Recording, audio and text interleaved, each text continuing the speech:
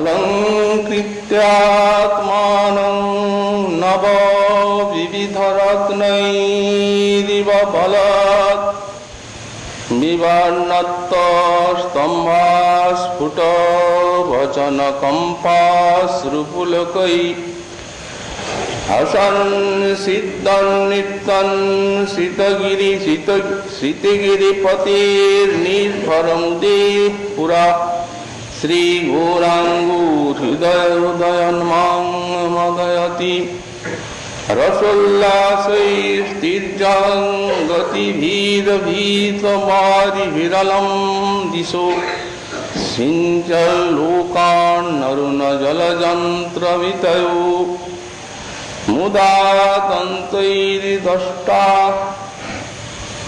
মধুর মধুরং কম্পচলিতৈর্নটন শ্রী গৌরাঙ্গো হৃদয় উদয়ন্মাং মদয়তি।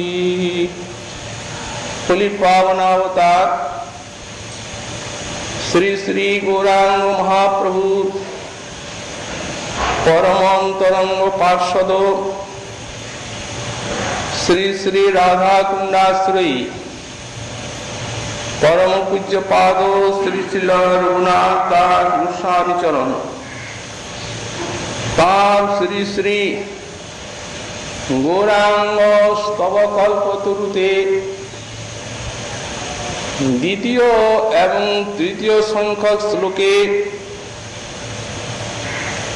শ্রীমন মহাপ্রভুর তৎকালের সর্বজন দৃশ্য অতি অপরূপ শ্রী রথাগ্রে নর্তন লীলা বর্ণনা করছে। বলছেন অলঙ্কৃত্যাত্মানং নব বিবিধ রত্নৈরিব বলৎ বিবর্ণত্ত স্তম্ভাস্ফুট বচন কম্পাশ্রুপুলকৈ হসন সিদ্ধন নিত্যন শীতগিরিপতে নির্ভরমুদে পুরা শ্রী গৌরাঙ্গো হৃদয় উদয়ন্মাং মদয়তি। যেমন কোন পরম কুশলী নটবৎ নিজের দেহকে বিবিধ রত্ন ভূষণ ভূষণাদি দ্বারা শোভিত করে আর জনসভাতে চমৎকার নৃত্য প্রকাশ করে সকলকে আনন্দিত করেন, চমৎকৃত করেন, তেমনি নটরাজ শ্রী শ্রী গৌরহরি তিনিও সেই প্রকার 9টি রত্নের দ্বারা নিজের শ্রীঅঙ্গকে বিভূষিত করে বা অলঙ্কৃত করে আর রথাগ্রে শীতগিরিপথে পুরা নির্ভর মুদে অর্থাৎ নীলাচলপতি শ্রী শ্রী জগন্নাথ দেবের সম্মুখে রথাগ্রে অপূর্ব নটন লীলা প্রকাশ করছে। কোন কোন রত্ন? বিবর্ণত্ত স্তম্ভ অস্ফুট বচন কম্প অশ্রুপুলকৈ। স্তম্ভ বৈবর্ণ, অস্ফুট বচন অর্থাৎ গদগদ, কম্প অশ্রু পুলক এবং সিদ্ধন শ্বেত, এই সাত্বিক আর 2টি অনুভব, নিত্যন হসন, একটি হাস্য আর নিত্য, এই 7 আর 2 এই নবরত্নের দ্বারা নিজের শ্রীঅঙ্গকে অপূর্ব রূপে বিভূষিত করে আর শ্রী গৌরহরি জগন্নাথ দেবের রথাগ্রে অপূর্ব নটন লীলা বিস্তার করে লক্ষ লক্ষ দ্রষ্টা এবং সব পার্শ্বদগণকে চমৎকৃত করছে। আরো রসোল্লাসী তির্যগতি হীত বাদি বিরলম দিশো সিঞ্চন লোকান অরুণ জলযন্ত্রমিতয়। যদিও এর পূর্বে অশ্রু বলেছেন, কিন্তু বিশেষ করে আরেকটি শ্লোকে প্রভুর যে সেই অপূর্ব অশ্রুধারা, সেই অশ্রুধারাকে আর একটি শ্লোকে বিশ্লেষণ করছে। বলছেন, যিনি অরুণ দিশো জলযন্ত্রমিতয় লোকান সিঞ্চন, যে গৌরাঙ্গ সুন্দর তার অরুণ বর্ণ বিশাল নয়নের দ্বারা পিচকারির ধারার মতো অজস্র অশ্রুধারা সব মানবের উপরে, দর্শকের উপরে সিঞ্চন করে আর বর্ষার ধারার মতো তাদেরকে অভিস্নপিত করছেন।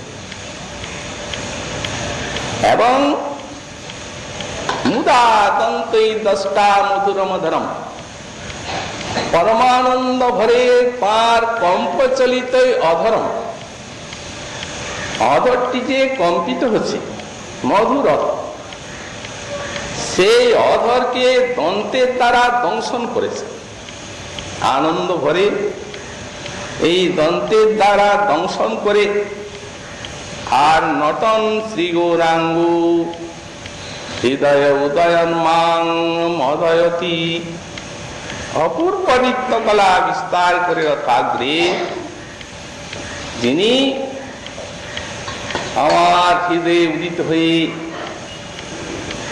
সেই গৌরাঙ্গ দেব আমার হৃদয়কে আনন্দোন্মত্ত করে তুলছেন।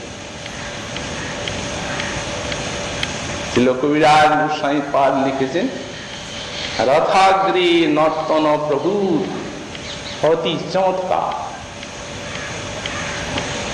এই যে কোটি কোটি সমগ্র রথ দর্শকের সম্মুখে, পার্শ্বদগণের নাম সম্মুখে শ্রী গৌরাঙ্গ দেব যে সেদিন নৃত্য বিস্তার করলেন, এই নৃত্য প্রভুর অতি চমৎকার, অত্যন্ত চমৎকার।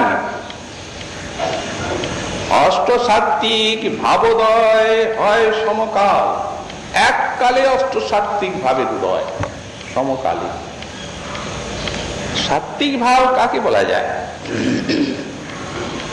শ্রীল গোস্বামী পাদ লিখলেন, কৃষ্ণ সম্বন্ধী সাক্ষাৎ কিঞ্চিত বা ব্যবধানত ভাবৈ চিত্তম ইহাক্রান্তং সত্য মৃত্যুচ্যতে বুধৈ, সত্তা তস্মাৎ সমুৎপন্না যে যে ভাবা তে তু সাত্ত্বিকা।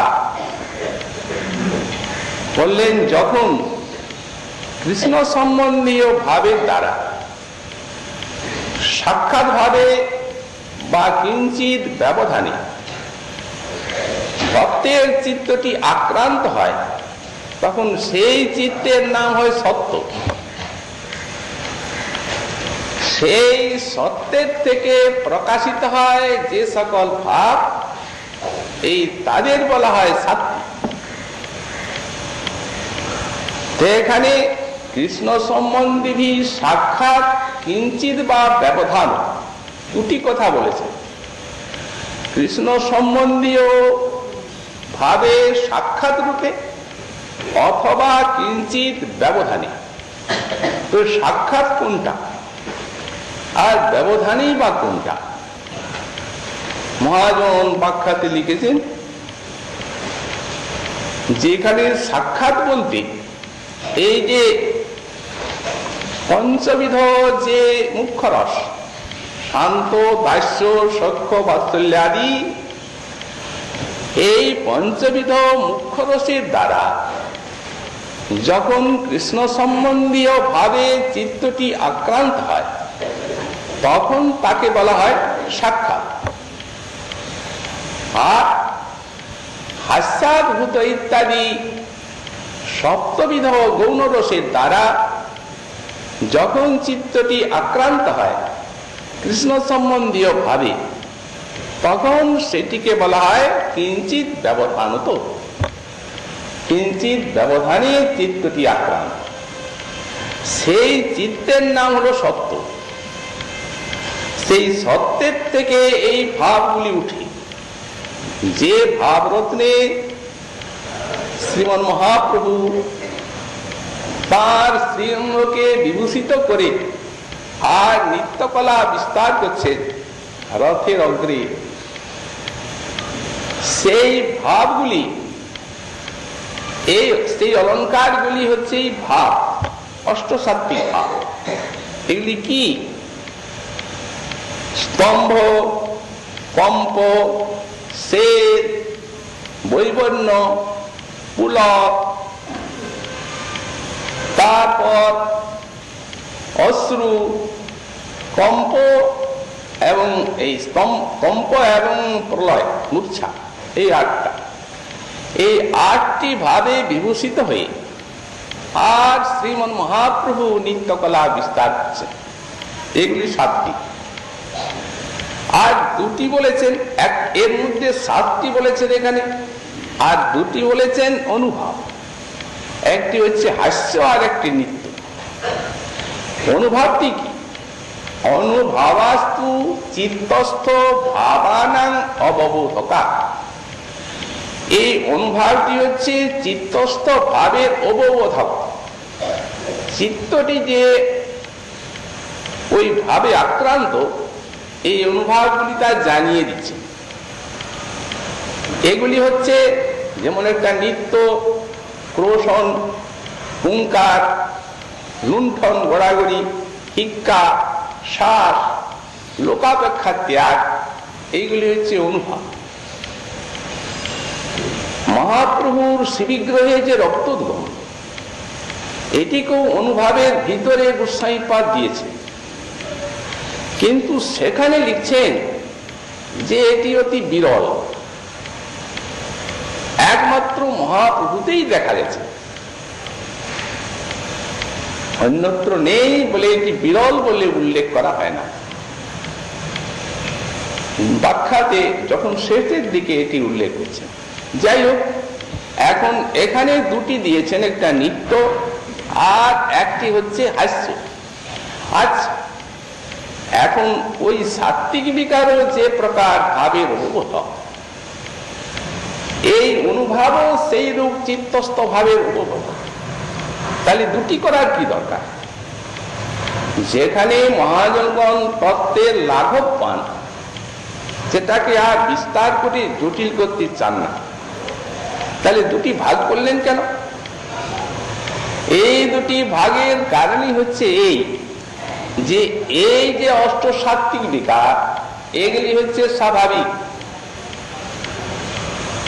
আর অনুভবটি ইচ্ছা করেও হয়। যেমন অন্তরে ভাবের আস্বাদন হচ্ছে, নৃত্য করবে, হুঙ্কার গর্জন করেন, এটি বুদ্ধিপূর্বক হয়। এই জন্যই দুটি ভাগ করা হয়। এই অষ্টসাত্ত্বিক ভাবোদয় মহাপ্রভুর শ্রীঅঙ্গী এককালিক গঠন। কারণটা দেখাচ্ছেন যে স্মৃতিগিরি পথে পুরো নির্ভর মুদে ওই জগন্নাথের অগ্রে নির্ভর আনন্দে মহাপ্রভুর এই ভাবগুলির প্রকাশ। এখানে আমরা সাধকের সম্বন্ধ গোস্বামীপাদ যা বলেছেন তার একটু উল্লেখ করে রাখি। গোস্বামীপাদ বলছেন যে সত্য কর্তৃক আক্রান্ত যে হৃদয়টা, তার থেকে যে ভাবগুলো উঠবে সেইগুলোকে সাত্ত্বিক বলা যাবে। অস্ত্রপুলক মাত্রেই সাত্ত্বিক বলা যাবে। তাহলে কি করে আমরা বুঝতে পারবো যে কোনটি সত্যের থেকে উঠছে আর কোনটি বা সত্য বিনা সত্যে বাইরে প্রকাশ পাচ্ছে? গোস্বামীপাদ লিখলেন বললেন আরো কতগুলি আছে। যেমন মনে করুন অভ্যাস পরায়ণ ব্যক্তি এই অশ্রুপুলকাদির জন্য অভ্যাস করে থাকে।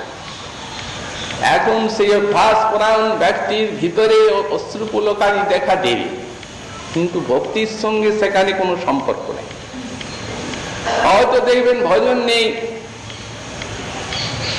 তারপরে ভক্তিপদের আশ্রয়ই নেই, অথচ হরিকথা হরিনামে অশ্রুপুলকাদি দেখা দিচ্ছে। সেগুলিকে সাত্বিক বলতে হবে না। কেউ কেউ অভ্যাস পরায়ণ, আর কতকগুলি হৃদয় আছে পিচ্ছিল চিত্ত। তার মানে মনে করুন এঁটেল মাটি, যেখানে এঁটেল মাটি জল হচ্ছে, সামান্য জলেই ছলছল করে, কিন্তু খুঁড়ে দেখবেন ভিতরে শক্ত, জল ঢুকে নাই। কিন্তু যেখানে বালু মাটি, সেখানে বৃষ্টি হচ্ছে, জলটি ঢুকে যাচ্ছে ভিতরে, ভিতরটা সরস, উপরে জল দেখবেন না। তেমনি কতকগুলি আছে পিচ্ছিল চিত্ত, ভিতর ভিজে না, শক্ত। চিত্ত গলিত হয়ে যখন ভাবগুলো বেরুবে তখনই সাত্য। আর গলিত হলো না হৃদয়, আর অশ্রুপুলকাদি দেখা দিল, এগুলিকে নিন্দাও করা হয়েছে। বিশ্বনাথ চক্রবর্তী পাদ তো ভাগবতীর ব্যাখ্যায় এই চিত্তটাই নিন্দিত, বাহিরে দেখা যাচ্ছে অথচ ভিতরটা শক্ত। এইগুলি হচ্ছে পিচ্ছিল চিত্ত। গোসাইপাদ তো যেটা অভ্যাস, সেটাকে বললেন সত্তাভাষণ। কতগুলি সত্তাভাস লিখেছেন মুমুক্ষ ইত্যাদি, বললেন ওটা সত্তাভাষণ। আর এটি পিচ্ছিল চিত্তটা সত্তাভাস হলেও এটি কখনোই সত্য নয়। শেষে উনি বলছেন এইগুলি বলার আমাদের দরকার নেই। আমরা সাত্বিক প্রকরণ লিখছি, সত্তাভাস ভব আর হত্যাভাস ভব, আর এই পিচ্ছিল অন্তঃকরণ অভ্যাস পরায়ণ এইগুলি লেখার আমাদের দরকার নেই। তবে লিখলেন কেন? বললেন লিখলাম এই জন্যে যে সাত্বিক জিনিসটাকে যেমন লোকে বুঝতে পারেন, ঠকে না যায়। পাঠ যদি না করতেন ভক্তির সামিত সিন্ধু, ভ্রান্তি এসে যেত সাধারণ মানুষের। কোনটা সাত্বিক, কোনটা বা নকল, বোঝা মুশকিল ছিল। বাইরে তো একই রকম। এই জন্যে গোসাই পাদ বললেন এগুলি সাধারণ লক্ষণ, এইগুলিতে সাত্বিক নিরূপণ করবেন না। ভ্রান্তি আর অর্থকালত্ব 9টা লক্ষণ আছে, সেই 9টা লক্ষণে করবেন। ভাবের অঙ্কুর মাত্র জাত হলেই ওগুলি আসবে। ভ্রান্তি, অর্থকালত্ব, বিরক্তি, মানশূন্যতা, আশাবন্ধ, সমুৎকণ্ঠা, নাম গানে সদারুচি, আসক্তি, তদ গুণাখ্যানে প্রীতি তদ বসতি স্থলে, এইগুলি। সুতরাং এই অসাধারণ লক্ষণগুলি দেখলে আর কিছু বলা। এখানে যে বলছে নির্ভর মুদা, জগন্নাথের অগ্রি মহাপ্রভু নির্ভর আনন্দ। কিসের আজ এত আনন্দ? প্রধানত মুরারিগুপ্ত তার পরিচয় মহাপ্রভু সামগ্রিক ভাবকে 3 ভাগে ভাগ করেছে: ভক্ত ভাব, ঈশ্বর ভাব, আর গোপী ভাব বা রাধা ভাব। তো এই যে নীলাচল লীলা, প্রভুর প্রকট লীলা, এই লীলাতে ভক্ত ভাব অধিক সময় স্থায়ী, যতক্ষণ বাহ্য। চরমে যখন ঈশ্বর ভাবে আবিষ্ট হয়েছে পরিকরগণ সম্মুখে কাউকে কৃপা করার জন্য, কি সেইরূপ কোন একটা বিশেষ আবেশে, তখন ঈশ্বর ভাব বর্ণনা দিয়েও করেছেন। কচিত কচিত গোপী ভাব, যেমন গোপী ভাবে নৃত্য করেছে। নীলাচল লীলায় কিন্তু যখন রাধারানীর ভাব মাধুরী গূঢ়ভাবে আস্বাদন করলেন, তখন এখানে তার রাধা ভাবী প্রায়শ সবসময়, এবং রাধা ভাবটি আবার এই বিরহ রসের ভিতর দিয়ে নীলাচল লীলায় বা গম্ভীরা লীলায় এই বিরহটি প্রভুর স্থায়ী সব সময়। কারণ এই বিরহে রসের যথেষ্ট আশা, আর বিরহ নিজেও এক রস, আর সম্মিলনে সমৃদ্ধিমান সম্ভব। আজ প্রভুর সমৃদ্ধিমান সম্ভব, তাই এত আনন্দ। সেটি এই রথাগ্নি মহাপ্রভু শ্রী জগন্নাথ দর্শন করেন, এটি তার নিত্য কাজ। প্রত্যেক দিন এটি তার নিত্য কর্তব্য মধ্যে জগন্নাথ দর্শন করবেনই। জগন্নাথ দর্শন করতে যান মন্দিরে, তো জগন্নাথ, বলভদ্র, সুভদ্রা, আর প্রভু যে দর্শন করেন সে তো গরুর স্তম্ভের নিচে পরে থেকে দর্শন করে।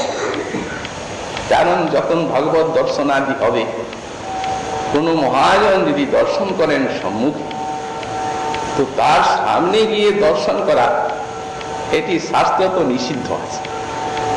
এই জন্য প্রভু শ্রী গরুড়ের পিছনে থেকে আর জগন্নাথ, তো সামনে তো হাজার হাজার শ্রোতা লোকজন, আবার জগন্নাথ দেব আছেন, আবার বলভদ্র দেব আছেন, আবার সেখানে আছেন সুভদ্রা।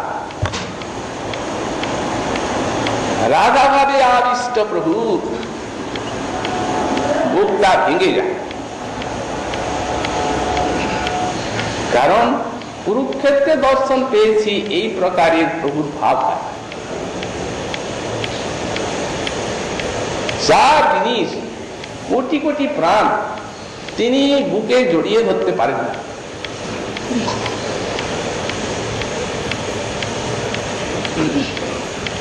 খালি কাঁদে বিরহাশ্রু পা।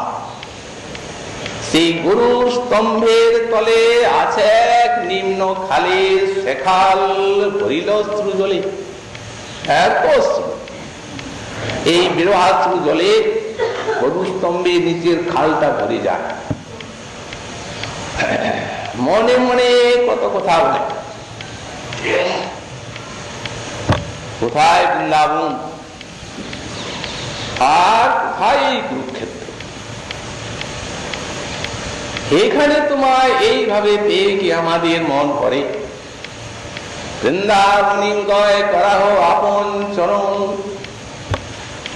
এইরূপ কত কত কথা নিবেদন করে আর বোধন করতে থাকেন। ভক্তগণ আদেশ দেখে যত্ন করে প্রভুকে গৃহে নিয়ে যান।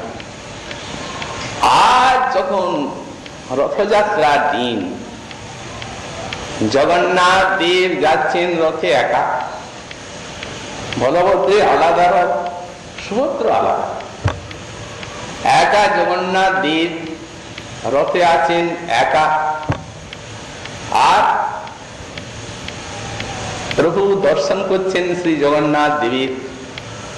মনে হচ্ছে যে যে দিনের পর দিন আমার যে কাপড় প্রার্থনা, এই প্রার্থনা আজ আমার প্রাণনাথের অন্তরকে বিগলিত করেছে। তাই আজ প্রাণনাথ রথে আরোহণ করে আর বৃন্দাবন যাবে। অতএব আমি আজকে তাকে বৃন্দাবনে নিয়ে যাচ্ছি। রাধা ভাবে প্রভুর এইরূপ আবেশের উদয় হয়, এই ভাবটা। এই জন্য এখানে নির্ভর আনন্দ বলে একটা শব্দ দিয়েছেন গোস্বামী পাদ। তারও তো দৃষ্ট জিনিসটা, তিনিও তো দেখছেন। দাস গোস্বামী পাদ তো সবারই দৃষ্ট। সেদিন প্রভুর কি আনন্দ, আনন্দের সীমা নাই।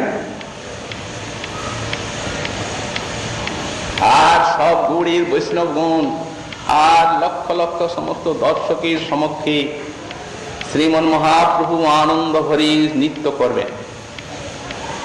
তা এই জন্য ভাগ করে দিয়েছেন 7টা সম্প্রদায়। এই 7 সম্প্রদায়ে 14 মাদল বাজছে। জগন্নাথের অগ্রে প্রথমত 4 সম্প্রদায়, পিছনে 1 সম্প্রদায়, আর 2 দিকে কীর্তনে 2 সম্প্রদায়। আর প্রভু তো পাগল, হরি কথা। একে তো সেই নির্ভর আনন্দ, প্রাণনাথকে আর বৃন্দাবনে নিয়ে যাচ্ছে, তারপরে এই স্থানে কীর্তন আর সব বৈষ্ণবগণের সমাবেশ। কবিরাজ গোস্বামী পাদ লিখেছেন 7 সম্প্রদায় বাদে 14 মাদল, যার ধ্বনি শুনি বৈষ্ণব হইল পাগল। সবাই উন্মাদ, শিখল করতালির বাদ্যের আবেশ। বৈষ্ণবের ঘটা মেঘে হইল বাদল, সংকীর্তনামৃত সহ বর্ষে নেত্র জল। সংকীর্তনামৃতের সঙ্গে নয়ন জল হয়েছে। এ বাদল শ্রাবণ মাসে, আষাঢ়ের মাস, বর্ষাকাল, অতএব এই অন্য বাদল এটি হচ্ছে বৈষ্ণবের ঘটা মেঘ, তার অশ্রুপাত, নয়নাশ্রু আর কীর্তনামৃত, সংকীর্তনামৃত সহ বর্ষে নেত্র জল। প্রভু উন্মাদের মতো সব 7 সম্প্রদায় করছে, আলাদ চক্রের মতো, পাগলের মতো নৃত্য করে করে। আবার কবিরাজ গোস্বামী পাদ লিখেছেন কোন সময় আবেশে 7টা রূপ ধরছে। 7 সম্প্রদায়ে 7 রূপে আছে। তবে হ্যাঁ, সেটি সবাই দেখতে পাচ্ছেন না। কেউ কেউ যাদের উপরে কৃপা তারা দর্শন করছে প্রভুর যে এই ঐশ্বর্য প্রকাশ, ইচ্ছা করে করছেন না। তার চেষ্টা জানি লীলাশক্তি করেন সমাধান, লীলাশক্তি সব সমাধান করে দিচ্ছেন প্রভু। রাসাদি লীলা, সেখানে যেন কোনো ঐশ্বর্যের অভিনিবেশ বা ইচ্ছা নাই, আপনি যোগমায়া লীলাশক্তি সমাধান করছেন। এখানে ঠিক তাই, এই নিত্য কীর্তনের লীলাশক্তি, ইচ্ছা জানি লীলাশক্তি করে সমাধান। মহারাজ প্রতাপিত দর্শন করছেন, বাইরে দেখা দেন না, খুব সত্য। কত অনুনয়, নিবেদন, আবেদন, উপেক্ষা, কিন্তু আর এই রথাগ্রে যেমনি ঝাড়ু দিতে দেখলেন, সেই নিজ সেবা করে বইছে রাজ সিংহাসন, জল সিঞ্চন করছেন, নিজের হাতে ঝাড়ু দিচ্ছেন, কৃপা হয়ে আছে। আর দেখছেন সাগম ভট্টাচার্য, আর দেখছেন কাশী মিশ্র, আর পার্শ্বদগণ যারা বিশেষ তারা তো দর্শন করছেন। তো সার্বভৌম সহরাজা করে ঠাড়াঠাড়ি, তার উমের সঙ্গে চোখ ঠাচ্ছেন রাজা। দর্শন পেয়েছেন ঐশ্বর্য। কাশী মিশ্র বলছেন, মহারাজ তোমার ভাগ্যের সীমা নাই। বাইরে এত কঠোর, অন্তরে এত দয়া, কে বুঝিতে পারে এই চৈতন্যের মায়া। এইভাবে কিছুক্ষণ উন্মাদের মতো নৃত্য করলেন। নৃত্য করে জগন্নাথ চলতে আরম্ভ করলেন, সুভদ্রা বলভদ্র চললেন। প্রভু উদ্দণ্ড নৃত্য করবেন জগন্নাথের অগ্রে।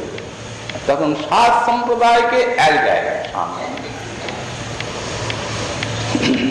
আর উন্মাদের মতো নৃত্য। কবিরাজ গোস্বামী পাদ লিখেছেন, নিত্যাবেশে প্রভু যাহা যাহা পড়ে পদতল, এই শশাগরা নিশৈল করে তলম। পৃথিবী কাঁপছে, বিশ্বম্বর যেমন একটা নৌকাতে যদি একটা মস্ত হাতিকে চড়িয়ে দেওয়া যায় নদীর মাঝে, যেমন নৌকা নড়তে থাকে, তেমনি অনুভব করছেন তারা। এটা তো দাস গোস্বামীর অনুভূতি কবিরাজকে বলেছেন না। চৈতন্যের রত্নসার স্বরূপের ভান্ডার তেও থইলা রঘুনাথের কণ্ঠে, তাহা কিছু যে শুনিল তাই ইহা বিস্তারিত। এই সূত্রগুলিকে ব্যাখ্যা করেছেন তিনি। কবিরাজের নিজস্ব কিছু নাই, তিনি পরম্পরাটা দেখিয়ে দিয়েছেন। কোথার থেকে এটি পেলেন? একটা পরম সত্য বস্তুকে অবলম্বন করি এই সত্য বস্তুকে লেখা, নিজে বুদ্ধিপূর্বক নয়, অনুমান। এইরূপ নিত্যাবেশ।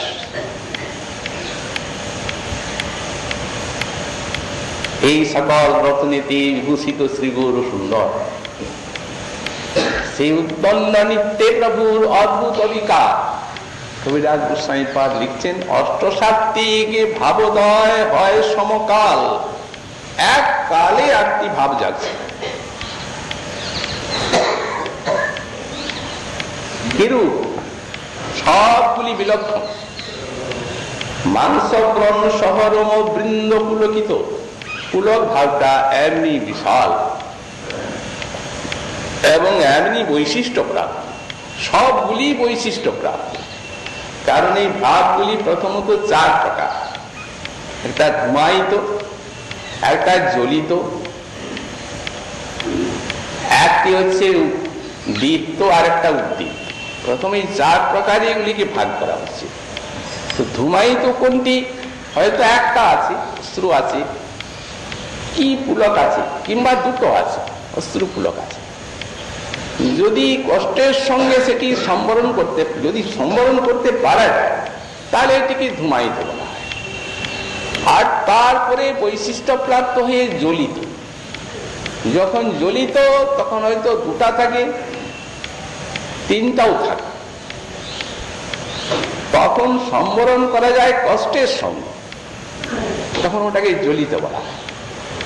আর দীপ্ত হয়তো তিনটা চারটা থাকে, একটার মধ্যে হয়তো তিনটা থাকে, কিন্তু সম্বরণ করতে পারা যায় না কষ্টেও, তখন ওটাকে জ্বলিত বলা হয়। আর সেইগুলি পরম উৎকর্ষ প্রাপ্ত হয়ে পাঁচটা, ছটা বা সব, তখন তাকে উদ্দীপ্ত বলা হয়। আর এই উদ্দীপ্ত ভাবটি মহাভাবে সুদীপ্ত হয়, যেটি প্রভুর অঙ্গে প্রকাশ পায়। এই উদ্দীপ্তটাই প্রথমে তো চার ভাগ করছেন, চার ভাগ করে বলছেন এই উদ্দীপ্ত যখন মহাভাবে আসে তখন সেইটিকে সুদীপ্ত ভাব বলা যায়। সেখানে সব ভাবগুলি পরম কোটির উৎকর্ষ দশা লাভ করে, পরাং কোটিম যত্র বিব্রতি, সেই মহাপ্রভু। তো সুতরাং মাংসব্রণ শহরম বৃন্দ পুলকিত, শিমুলের তরু যেন কণ্টকে বিস্তৃত। শিমুলের গাছ দেখবেন এত ব্রণ হয়ে আর তারপরে কাট, এক এক দন্তের কম্প দেখিতে লাগে ভয়, লোকে মানিয়ে দন্ত যেন খসিয়া পড়য়, জলযন্ত্র ধারা যেন বহি অশ্রু জল, চৌদিকের লোক যত ভিজিল সকল।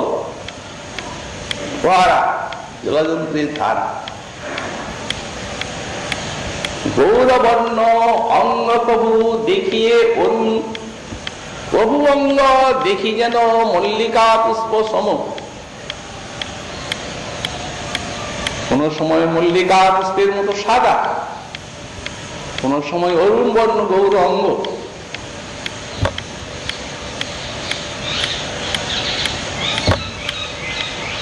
প্রভু স্তম্ভ ভাব হয় স্থির হইয়া রয়, প্রভু বা ঘুমে পড়ি হয় অচেতন, যাহা দেখি ভক্তগণের হয় প্রাণহীন। পুলক, অশ্রু, কম্প, গদগদ, জ জ গদ, জ জ গদ, গদগদ বচন, জগন্নাথ শব্দটা বলতে পারেন না। এইরূপ সবগুলি উৎকর্ষ প্রাপ্ত। এই জগন্নাথের অগ্রে অতি অদ্ভুত নিত্য মহাপ্রভু এইরূপ আবেশ। এই নৃত্য করতে করতে সেই ভাব, সেই সমৃদ্ধিমান সম্ভোগের আশ্বাস আজ কত সাধ্য সাধনার পর অননাথকে বৃন্দাবনে নিয়ে যাচ্ছেন, বৃন্দাবনে পেয়ে গেছেন। দুই দিকে উপবন শ্রেণী আর মাঝখানে রথ চলছে।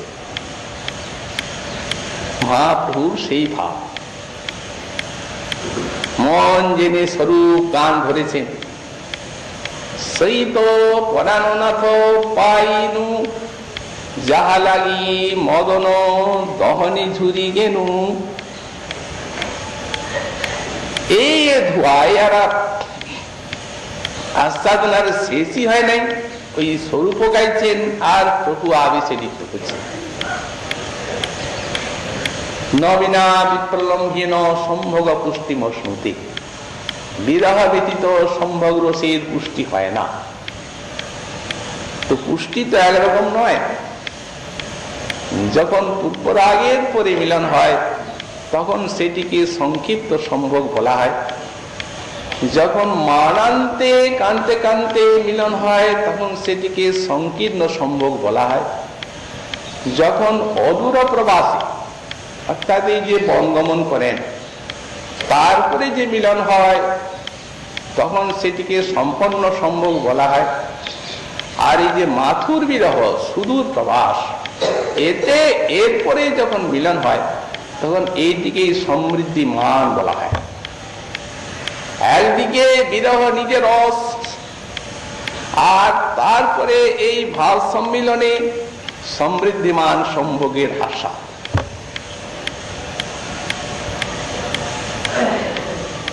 বহুদিন পরে বধুয়া এলে, দেখা না হইত পরাণ গেলে।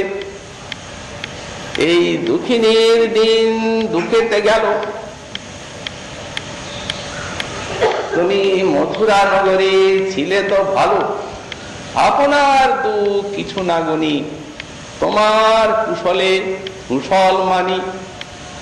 এখন ভ্রমরা আসিয়া করুক গান, কোকিলা ধরুক তাহার পান। গগনে উদয় করুক চন্দ্র, মলয় পবন বহুক মন্দ। পাশুলিয়া দেশে কহে চণ্ডীদাসে, দুঃখ দূরে গেল সুখ বিলাসে।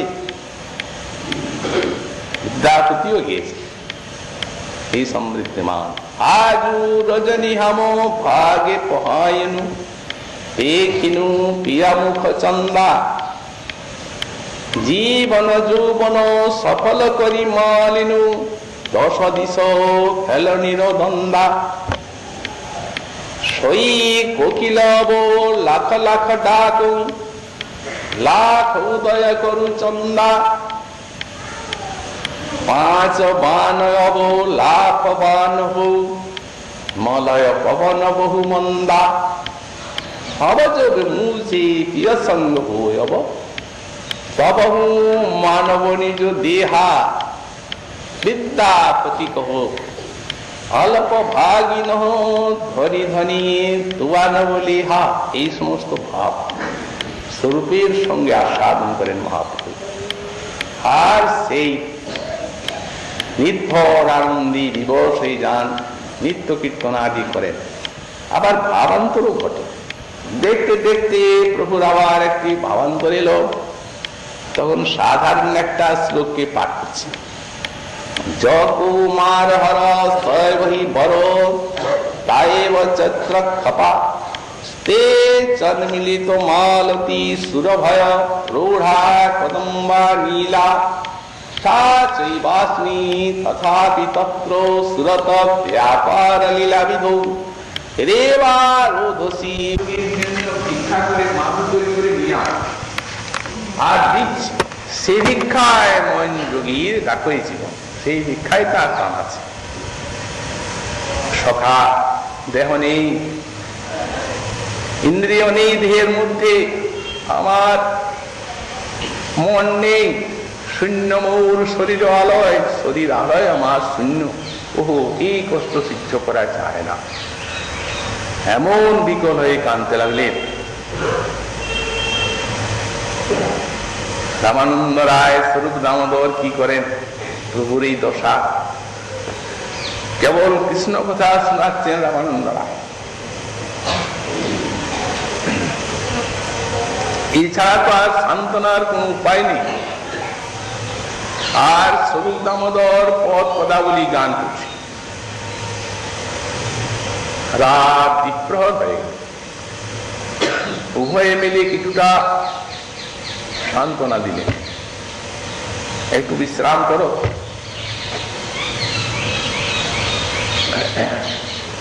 গম্ভীরার ভিতরে প্রভুকে তো শোয়ানো হলো অতি কষ্টে। রামরায় তো দিয়ে চলে গেলেন বিশ্রামের জন্য। স্বরূপ দামোদর সেদিন ওই দরজায় শুলেন। প্রভুর যে অবস্থা, ভাব, আরতি, জ্বালা দেখে তিনি অন্যত্র গেলেন না। গোবিন্দ এবং স্বরূপ দামোদর দরজায় শয়ন করলেন। প্রভু নয়নে নিদ্রা নাই। আর কৃষ্ণ তুমি কোথায়, আর কৃষ্ণ কোথায়? এইরূপ রোদন করে কৃষ্ণ নাম কীর্তন করছেন, স্বরূপ শুনছে। তৃতীয় প্রহর অতীত হয়ে গেল। যখন রাত তৃতীয় প্রহর, তখন গম্ভীরা নীরব, কোনো সাড়া নেই। তো এখনই কৃষ্ণ নামের প্রবাহ চলছিল তার, আর এখনই গম্ভীরা নীরব হয়ে গেল। আলোটা মিটিমিটি জ্বলছে।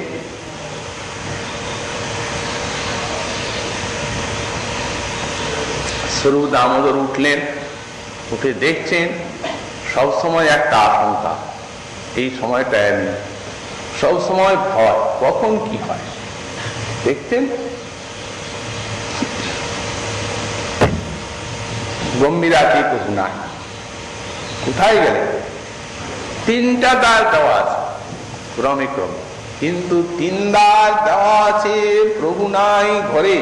তিনটা দ্বারকে লঙ্ঘন করে গেছেন কিভাবে? প্রেমের গতি কেউ রোধ করতে পারে না।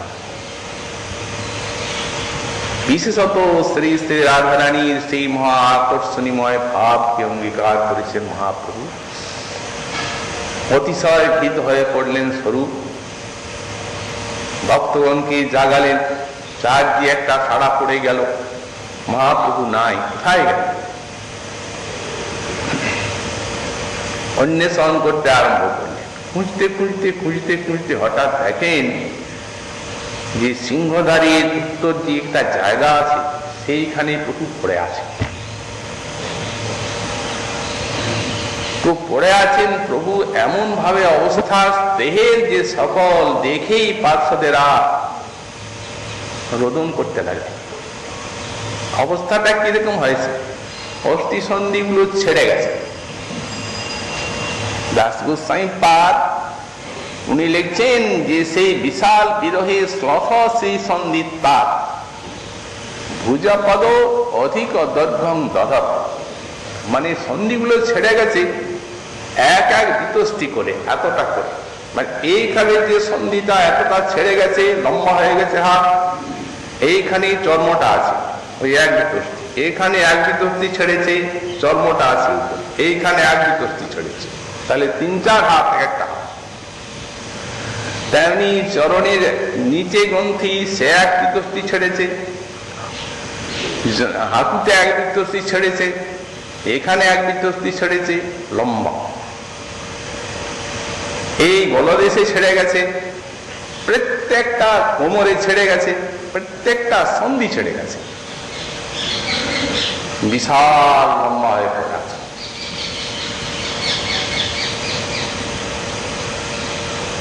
আর অবস্থাটি কি প্রকার? লুঠন ভূমৌ, ভূমৌ লুঠন, ধরণীতে লুণ্ঠন করছে, চোখগুলি উত্তান হয়ে আছে।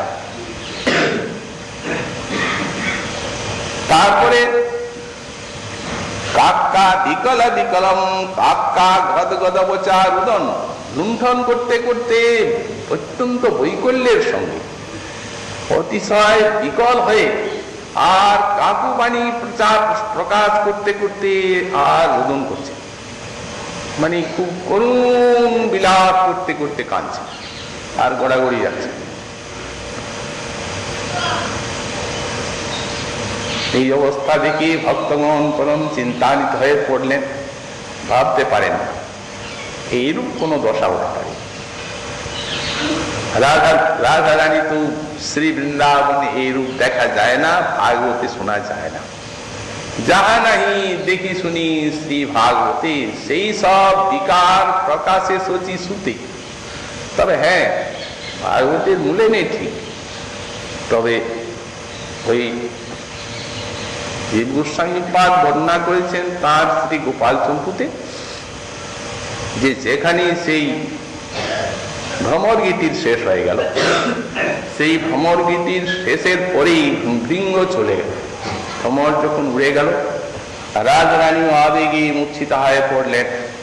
তারপরে সেই সময়ে তার দেহটা অস্থিসন্ধিগুলো দীর্ঘ হয়েছিল, লম্বা হয়ে গেছিল, এবং অধিক দেহটা লম্বা হয়েছিল, হাত পা, এবং এমন একটা অবস্থা হয়েছিল যে ভক্তগণ তাকে, সখীগণ তাকে চিনতে পারেন নাই। রাধারানী এমন একটা চেহারাটা এইভাবে আকার দেখা দিয়েছিল।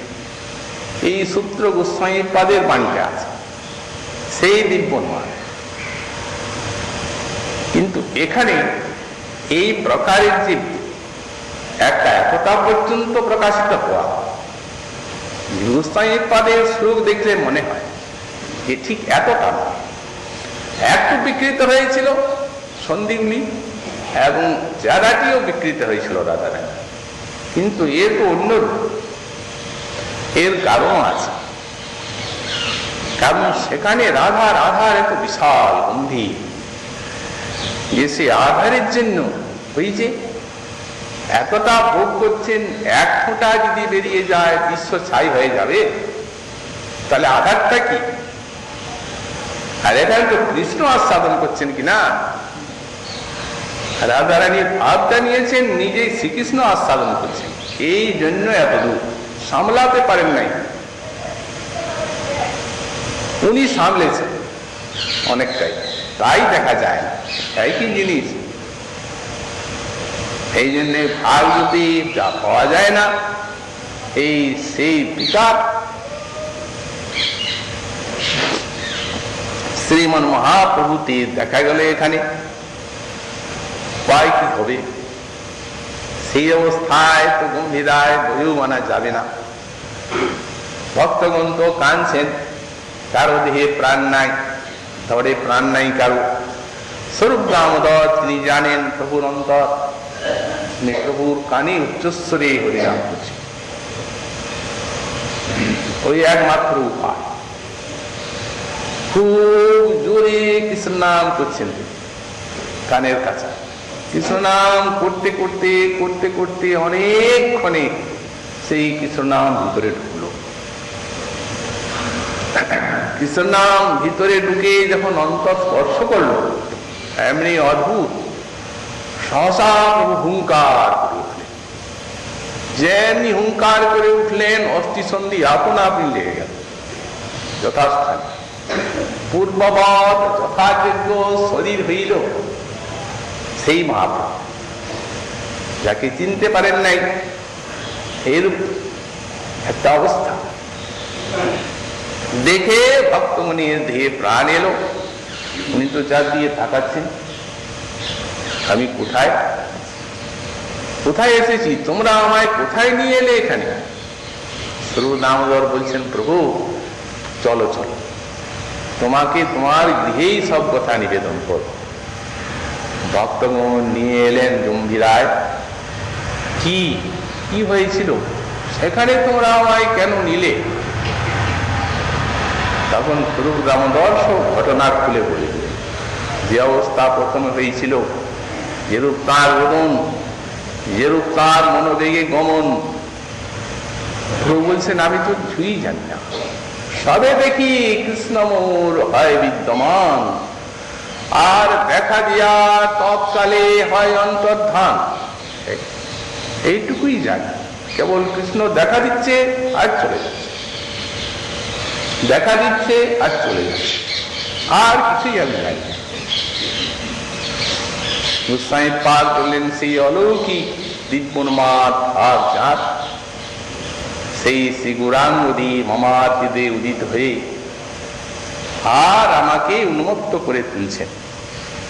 তারপরে শ্রী গোস্বামী পাদের চিত্ত এরপরে আবার চলে গেল সেই কুর্মাকৃতি অনুভব।